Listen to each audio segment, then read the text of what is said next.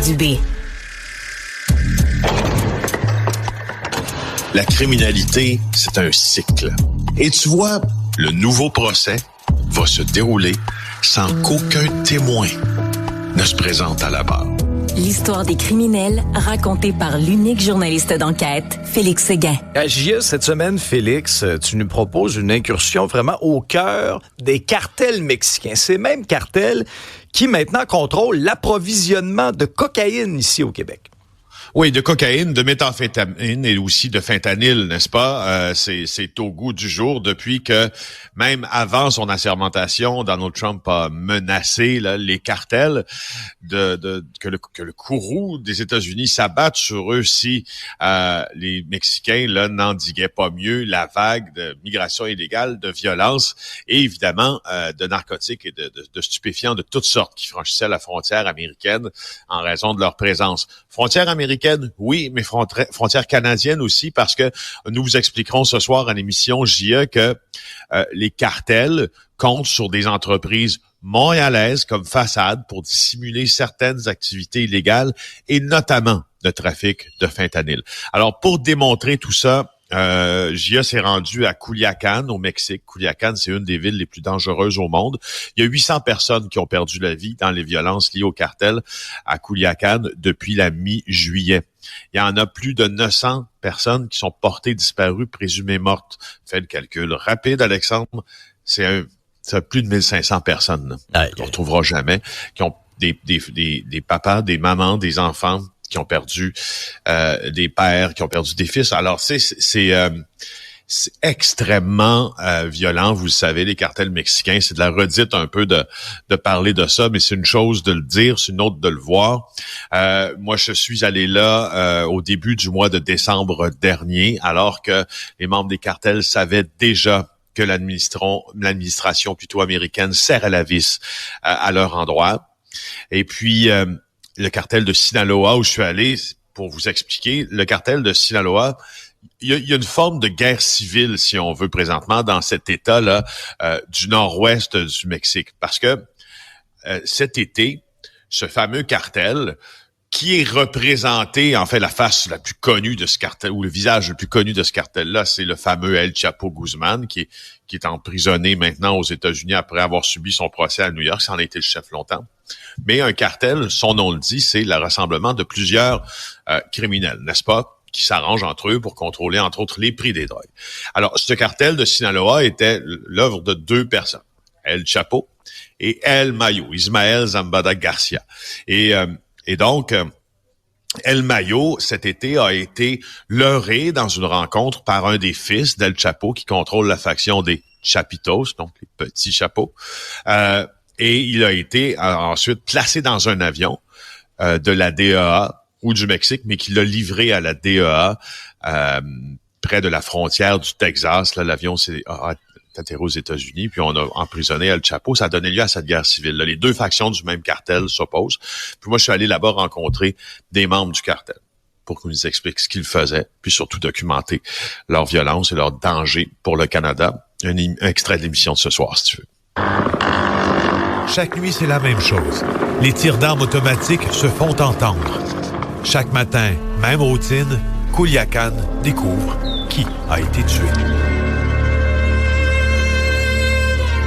Cela fait près de 6 heures que ce jeune homme a été assassiné devant sa mère et sa cousine. Il se rendait aux funérailles de sa tante. Une proche du défunt qui est en train de sermonner d'une certaine façon les autorités en disant « Est-ce que c'est vraiment ça? Est-ce que vous êtes vraiment en train de me dire qu'on laisse un corps dans la rue comme ça sans aucune enquête pendant 6 heures sans que personne ne lève le petit doigt? » Puis tous les gens autour disent que c'est seulement le quotidien, en fait. Mais en avez-vous assez de toute cette violence-là? Claro, eso no es una vida. Bien sûr, ce n'est pas une vie. On ne sait jamais si on va revenir chez nous vivants. O regresas bien o regresas mal a tu casa, no? C'est tellement troublant, Félix, comme réalité, là. Sincèrement. Écoute. Le seul, parce qu'on est allé là, évidemment, avec beaucoup de précautions énormes pour s'y rendre.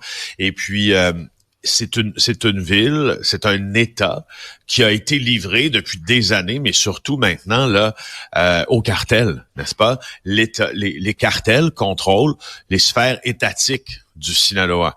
Donc, ont infiltré la police, ont infiltré l'armée, ont infiltré les mairies.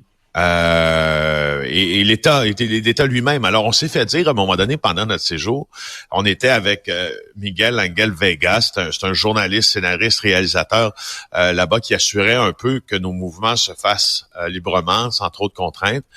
Et on apprend à un moment donné que tous les aéronefs qui atterrissent à Culiacán voient le manifeste des passagers à être remis au cartel.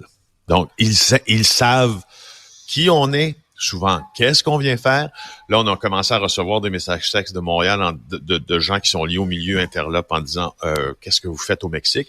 Alors là, tout ce qu'on avait comme entrevue à un certain moment donné, de planifier, a commencé à être annulé. Donc, c'était le signal qu'on fallait partir, non? Mais ça nous a quand même permis de rencontrer les membres des cartels, de regarder les routes qui sont utilisées pour amener la drogue du Mexique vers le Canada, porter la drogue du Mexique vers le Canada, les entreprises qui sont utilisées aussi. Alors, on va faire le tour de tout ça à JE ce soir, dans le contexte que l'on sait actuellement. Il y a comme en tout cas, on veut pas se vanter d'être ultra pertinent, mais je pense que là, ce soir, on monte quelques marches là vers la pertinence parce qu'il y a tant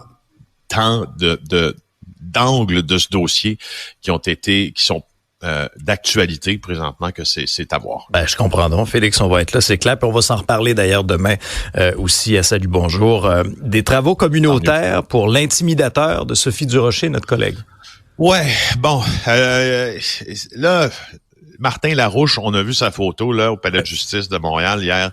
On sait qu'il a été reconnu coupable de menaces et d'harcèlement envers Sophie Durocher, notre collègue apprécié. Et puis là, il recevait sa sentence. Alors, il va faire des travaux communautaires. Hein? Pas de casier, pas rien. Non, exactement. Probation de 3 ans, 150 heures de travaux communautaires. Il y en a qui semblent dire qu'il a comme déjà payé un peu parce que maintenant de nature publique, son affaire est exposée dans les médias, sa photo. Quand on va chercher sa photo, chercher son nom sur Google, il reste de fortes chances que ça apparaisse, ce qu'il a fait à Sophie Durocher pendant la pandémie.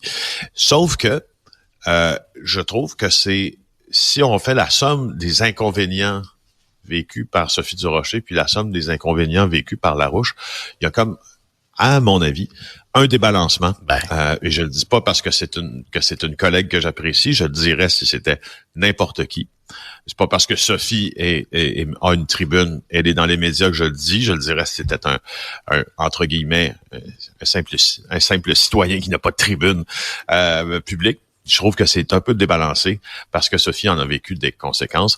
Fallait la voir hier avant qu'elle se rende pour entendre la sentence de son « je l'ai senti sensible, je l'ai senti remué ». Alors, ça a un effet certain, ces affaires-là. Surtout, Alexandre, l'accumulation de ces menaces-là. Je suis entièrement d'accord avec toi. Puis, tu sais, c'est pas très dissuasif. On s'entend, là? Ça incite pas tant à la réflexion, là. Tu sais, qu'avant de menacer, avant de souhaiter justement que quelqu'un soit giflé tellement fort qu'elle tombe dans le coma, et là, tu t'en tires sans casier judiciaire, une petite tape sur les doigts. Très ordinaire, encore une fois, de notre système de justice. Très ordinaire. Ouais. À méditer. Merci, bon Félix. week-end, Alexandre. Oui, salut, toi aussi.